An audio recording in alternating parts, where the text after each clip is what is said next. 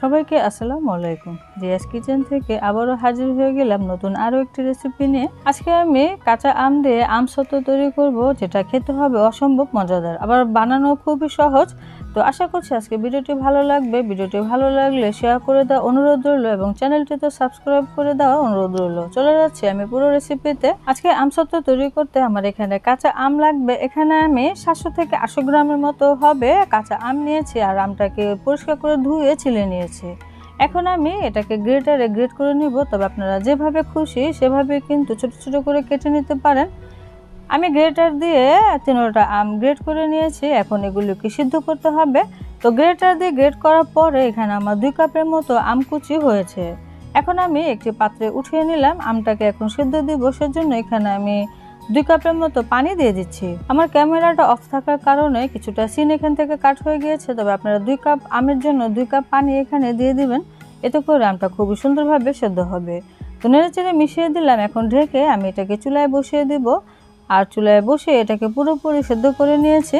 তো চুলার জালটাকে medium to লোতে রেখে খুবই ভালো করে সিদ্ধ করে নিয়েছি। আপনারা দেখে নিশ্চয়ই বুঝতে পারছেন। এভাবে হ্যান্ড উইক্স দিয়ে একটু নেড়েচেড়ে দিতে পারেন, এতে করে আম কুচিগুলো খুবই স্মুথ হয়ে যায়। তারপরে আমের এই পাল্পটাকে ঠান্ডা করে আমি ব্লেন্ডারে ব্লেন্ড করে নিয়েছি, তবে আপনারা চাইলে ছাঁকনিতে ছেঁকে নিতে পারেন। এখন আমি আবারও চুলায় বসিয়ে দিয়েছি, আর এখানে চিনি দিয়ে দিচ্ছি 1 কাপ।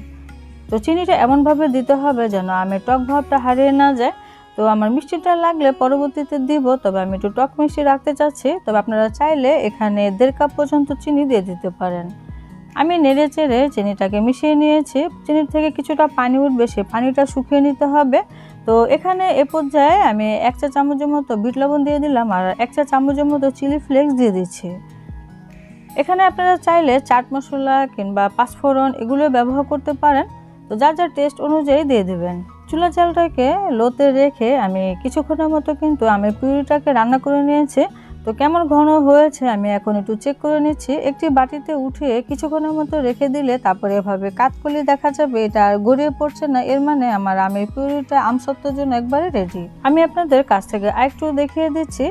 এর ফুটানো দেখে আপনারা বুঝতে পারছেন কেমন ঘনত্ব হয়েছে। আমসত্ত্বের জন্য আমার আমের পিউরি কিন্তু একবারে রেডি। এখন এখান থেকে আমি অর্ধেকটা উঠিয়ে নিচ্ছি। আমি 2 ভাগে আজকে 2টি কালার ব্যবহার করব, তবে এটা অপশনাল, আপনারা চাইলে দিতে পারেন, আবার না দিলেও হবে। তো এখানে আমি সামান্য একটু জর্দা রং দিচ্ছি, এতে করে কালারটা খুবই সুন্দর আসবে। আবার ব্লেন্ডারে ব্লেন্ড করলে এমনিতেই কিন্তু কালারটা একটু ফ্যাকাশে হয়ে যায়, দেখতে তেমন একটা সুন্দর লাগে না। আপনি যদি এরকম একটু ফুড কালার দেন তাহলে কিন্তু খুবই সুন্দর দেখা যাবে। আমি এখানে আরেকটু পরিমাণে চিলি ফ্লেক্স দিয়ে দিচ্ছি, দিয়ে এখন নেড়ে চেড়ে নামিয়ে নেব। আর চুলার জালটা অবশ্যই কমিয়ে রেখেই আপনাকে কাজগুলো করতে হবে, তা না হলে আবার বেশি ঘন হয়ে যাবে। তো হয়ে গেছে, আমি নামিয়ে নিচ্ছি। এখন আমি একটি স্টিলের প্লেটে সরিষার তেল একটুখানি ব্রাশ করে নিচ্ছি, এতে করে আমাদের আমসত্ত্বগুলো উঠাতে সমস্যা হবে না, খুবই সুন্দরভাবে উঠে যাবে। তো গরম থাকা অবস্থায় আমি এখন এই প্লেটের উপরে দিয়ে দিচ্ছি। তো এখানে যতটুকু আছে আমি 2টা প্লেটে ভাগ করে দিয়ে দিব। একটি প্লেটে দিলে আবার বেশি মোটা হয়ে যাবে, তবে মোটা পাতলা আপনারা নিজেদের পছন্দ অনুযায়ী কিন্তু দিয়ে দিতে পারেন। মোটা হলে একটু শুকাতে সময় বেশি লাগবে, আর পাতলা হলে একটু দ্রুতই শুকিয়ে যায়। এখন আমি বাকি যে অর্ধেকটা উঠিয়ে রেখেছিলাম সেটাতে কিছুটা ফুড কালার মেশাবো। এখানে আমি গ্রিন ফুড কালারটা মেশাবো, আর সামান্য একটু চিলি ফ্লেক্সও দিয়ে দিচ্ছি। তো ঝালের পরিমাণটা আপনারা নিজে বুঝে দিয়ে দিবেন, কম খেলে কম দিবেন, বেশি খেলে বেশি দিবেন। তো 2-3 ফোঁটার মতো আমি গ্রিন ফুড কালার দিয়ে দিলাম, এতে করে আমাদের আমসত্ত্বটা খুবই সুন্দর হবে। তো নেড়ে চেড়ে মিশিয়ে নিচ্ছি। এই আমসত্ত্ব যদি মজা করে আর ভালো করে বানানো হয় তাহলে খুবই মজার হয়ে থাকে এবং অনেক দিন পর্যন্ত কিন্তু সংরক্ষণ করে খাওয়া যায়।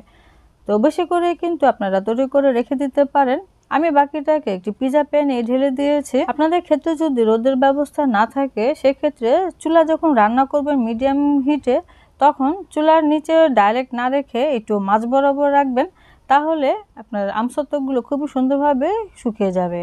চুলার নিচে ডাইরেক্ট রাখলে অনেক সময় দেখা যায় আমসত্ত্বগুলো মাঝখান থেকে পুড়ে যায়। আমার এই আমসত্ত্ব কিন্তু আমি 2 দিন পর্যন্ত রোদে দিয়ে শুকিয়ে নিয়েছি। আপনারা দেখে নিশ্চয়ই বুঝতে পারছেন এখন আর কোনো নরম নেই, খুবই সুন্দরভাবে শুকিয়ে গেছে। আসলে রোদের তাপমাত্রার উপরে ডিপেন্ড করবে আপনার আমসত্ত্বটা শুকাতে কতটুকু সময় লাগবে। রোদের তাপমাত্রাটা যদি বেশি থাকে তাহলে তাড়াতাড়ি কিন্তু শুকিয়ে যায়, আবার তাপমাত্রা যদি কম থাকে তাহলে শুকাতে একটু সময় লাগে। তো আমার আমসত্ত্ব খুবই সুন্দরভাবে শুকিয়ে গেছে, আপনারা দেখে নিশ্চয়ই বুঝতে পারছেন। আপনারা চাইলে এই আমসত্ত্ব কিন্তু ওভেনে দিয়েও খুবই সুন্দরভাবে শুকিয়ে নিতে পারেন।